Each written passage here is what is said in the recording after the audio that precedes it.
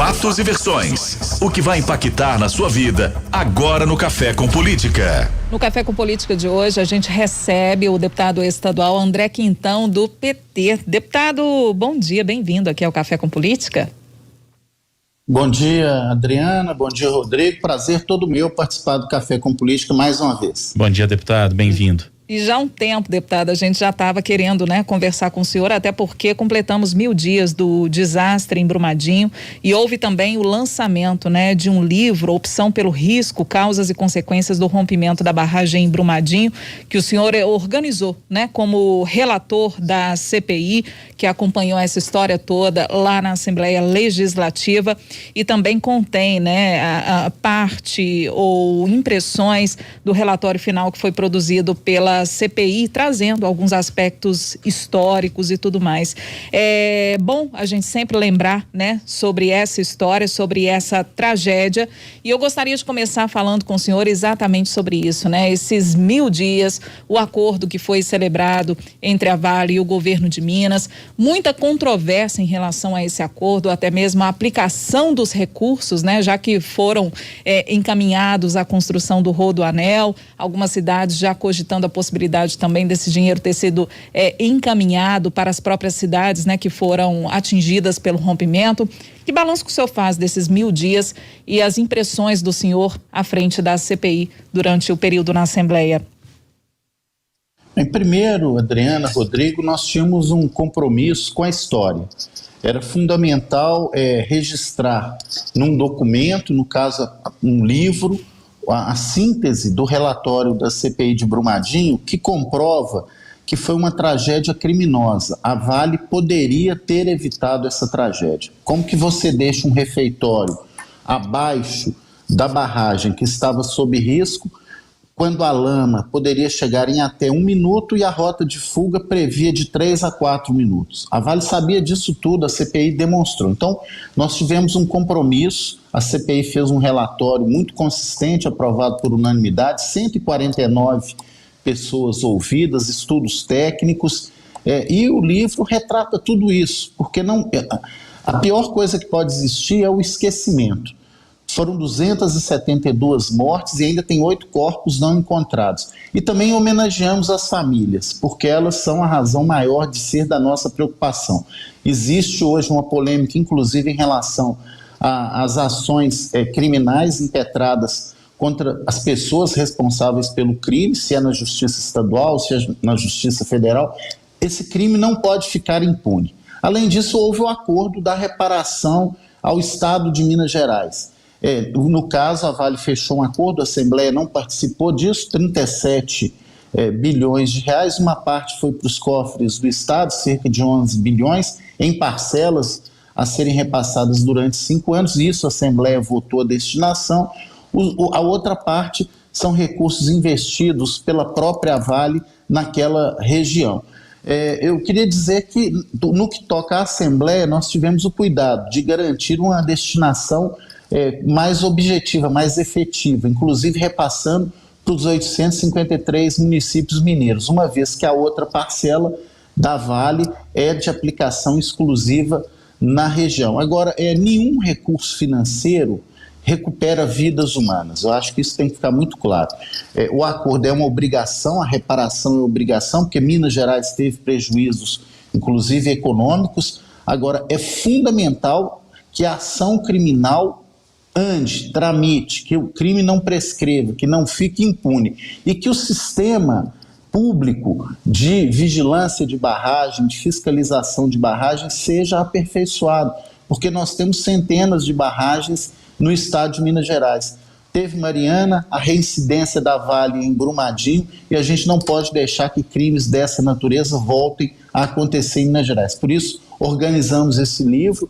O presidente da Assembleia, deputado Agostinho Patrus, criou um grupo de trabalho pós-CPI para a gente monitorar todas as 110 recomendações da CPI, e é isso que eu estou fazendo em nome das famílias, principalmente, das famílias que perderam vidas humanas, e vidas humanas são irrecuperáveis. Deputado, o senhor falou aí das ações criminais, que elas precisam andar. O governo já fechou o acordo com a Vale, a Assembleia destinou dinheiro aos municípios. mas a gente não vê punição efetiva, uma punição representada àquelas pessoas que comandavam, representavam a Vale. Como é que o senhor, enquanto até relator da CPI, lida com esse sentimento de impunidade que, de certa forma, toca em todos nós mineiros, em todos nós que sofremos vendo aquela tragédia causada pela Vale em Brumadinho? Esse sentimento de impunidade chega também ao senhor, aos demais deputados, principalmente aqueles que acompanharam mais de perto o que aconteceu lá em Brumadinho? Rodrigo, chega e muito. Nós fizemos um trabalho muito sério. O trabalho foi muito consistente, eu recomendo, né? Tem aqui o livro. Vocês vão verificar, né? Não foi só essa questão da rota de fuga e de em quanto tempo a lama chegaria. Teve fraturamento hidráulico em 18 de junho de 2018, né? 6 meses antes. No mês de janeiro, o radar identificou movimentações atípicas da barragem. O laudo da Turvisud foi um laudo falso, um laudo que deu atestado de estabilidade com indicador de segurança abaixo do convencionalmente adotado. Então, nós solicitamos o indiciamento de toda a direção da Vale responsável pelo trabalho da CPI. O Ministério Público e a Polícia Civil chegaram à mesma conclusão, né? O nosso trabalho terminou antes, inclusive subsidiou, nós fizemos um trabalho integrado com a Força Tarefa. O Ministério Público fez, né, a denúncia junto com a Polícia Civil, fez na Justiça Estadual. Imagine, 2 anos depois, 2 anos e meio depois, uma decisão de uma Câmara do STJ diz que o crime é federal e que, portanto, o processo estadual está anulado. Então isso causa indignação, porque as famílias querem a punição daquelas pessoas que foram responsáveis. Obviamente, dentro do amplo direito de defesa. Agora, a própria discussão jurídica de onde o processo vai tramitar pode levar à prescrição. Então nós esperamos aí que as autoridades constituídas, né, e aí tem uma parceria, né, nós esperamos, né, que o próprio Poder Judiciário acelere essa tramitação, porque é a impunidade que gera novos crimes. Porque o recurso financeiro, isso é bom que se diga, só da Vale fazer o acordo com o Estado, as ações da Vale subiram. Quem não teve prejuízo com essa tragédia criminosa foi a Vale, foram seus dirigentes, porque a natureza foi atingida, o Rio Paraopeba, a bacia do Rio Paraopeba foram atingidos, milhares de pessoas foram atingidas e 272 pessoas morreram. Nós temos órfãos dessa tragédia criminosa, então é de indignação sim, Rodrigo, e nós estamos no nosso limite. O problema é que o Legislativo, e sobra inclusive para o Legislativo, é muito comum a CPI terminou em pizza. Nosso trabalho foi consistente, subsidiou inclusive a denúncia no Judiciário. Agora o Legislativo não julga, né? O Legislativo não vai lá investigar depois de denunciado e não é júri popular, né? O Legislativo não é júri popular. Então, eu espero, né, que a gente reverta, inclusive, essa decisão e que esse processo tramite aqui em Minas Gerais. Se não tramitar na vara estadual, que tramite com celeridade na Justiça Federal. Deputado, antes da gente passar para outras questões também relacionadas à Assembleia, né, a projetos que estão lá e causando polêmica também, gostaria de abordar com o senhor essa questão do descomissionamento, que perpassa também ao trabalho dessa comissão, né, da qual o senhor faz parte e coordena, pós-CPI, para acompanhar o andamento de tudo que anda ocorrendo. A gente, depois do desastre em Brumadinho, nós tivemos 3 barragens descomissionadas, né, de 51, falta ainda 51 barragens. É preciso, ou o que a Assembleia pretende fazer para cobrar, acelerar esse tipo de ação? Como que o senhor enxerga, né, esse cenário? Adriano, nós temos um marco legal federal e um marco legal estadual. A Assembleia, logo depois da tragédia criminosa de Brumadinho, aprovou uma lei, né, inclusive conhecida como Mar de Lama.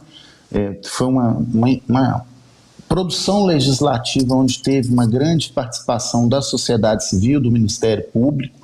O governo de Minas tem os mecanismos de cobrar e punir mas infelizmente a própria regulamentação de determinadas previsões ainda não foi feita pelo Poder Executivo, muitas vezes subserviente aos interesses das mineradoras. Então nós estamos cobrando. Nós sabemos que o descomissionamento tem que ser feito também com todo cuidado, com todo procedimento, porque ele pode também ser gatilho para rompimento de barragem, né? Tecnicamente falando, nós entendemos isso.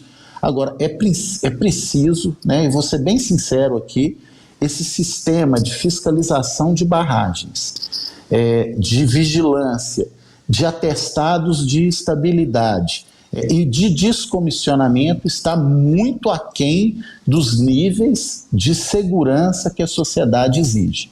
Agora, não cabe só a Assembleia faz a lei. Quem tem que fazer cumprir a lei, nesse caso, executar a lei, é o Poder Executivo. Então nós estamos cobrando, a própria mídia, a imprensa mineira, tem todos os meses, semanas, tem feito, inclusive vocês, feito levantamentos dessas barragens que precisam ser descomissionadas. O que a gente pode fazer, estamos fazendo, é cobrar do governo de Minas. Deputado, quero falar um pouquinho com o senhor sobre o regime de recuperação fiscal. O Estado tá para perder essa liminar que desobriga o governo a pagar a dívida com a União. O governador Romeu Zema e a base de governo na Assembleia apontam o regime de recuperação fiscal como uma saída para que uma solução ocorra efetivamente. Inclusive, o ministro Luiz Roberto Barroso do Supremo já deu o ultimato ao governo do estado. Nessa semana a gente conversou com a vice-líder de governo, a deputada Laura Serrano, e ela afirmou que o mais importante nesse momento é que a Assembleia aprove a entrada de Minas, a adesão de Minas ao regime de recuperação fiscal. E disse que depois os termos dessa entrada podem ser negociados em projetos de lei que vão sendo salpicados, digamos assim, no legislativo. E que hoje as regras já são mais brandas do que eram, por exemplo, quando o Rio de Janeiro entrou ainda no governo do ex-presidente Michel Temer. Eu pergunto para o senhor, qual oposição tem negociação para eventual entrada de Minas no regime de recuperação fiscal, ou a oposição não abre negociação para isso? Rodrigo, a adesão ao regime de recuperação fiscal é a saída de Minas Gerais para o abismo. Abismo das políticas públicas, abismo para o desrespeito aos servidores públicos, abismo para a autonomia do Estado. Minas Gerais, primeiro que o ministro Barroso já prorrogou o prazo, inclusive da sua liminar, para 15 de abril. Segundo, que as condições previstas para a adesão ao regime de recuperação fiscal ferem a autonomia do Estado. Pressupõe o congelamento de investimentos públicos, além do IPCA, durante 9 anos. Não permite a criação de nenhuma nova política pública continuada durante 9 anos. Prejudica servidores do ponto de vista de direitos, inclusive adquiridos, de todos os poderes durante 9 anos. Congela a capacidade de gestão do Estado durante 9 anos. Não estou nem aqui falando de recomenda privatizações, desestatizações, etc. Nós estamos com reflexos perversos de uma pandemia. Vou dar um exemplo. Nós temos um acesso desigual ao ensino remoto pelas crianças e jovens pobres. Há a tal geração da pandemia que tem um processo de aprendizagem desigual. Se o governo de Minas quiser criar um projeto, um programa de aceleração de aprendizagem para esses jovens, não pode. Se Minas quiser criar um programa permanente de complementação de renda ao que existe no plano federal, não pode. Eu estou falando de política pública. O caminho para a renegociação da dívida de Minas com o governo federal é o caminho político. O governador quer se aproveitar dessa liminar para implementar sua ideologia ultraliberal de desmonte do Estado, igual o presidente Bolsonaro, seu aliado, está fazendo no Brasil, por exemplo, com a proposta de emenda constitucional 32.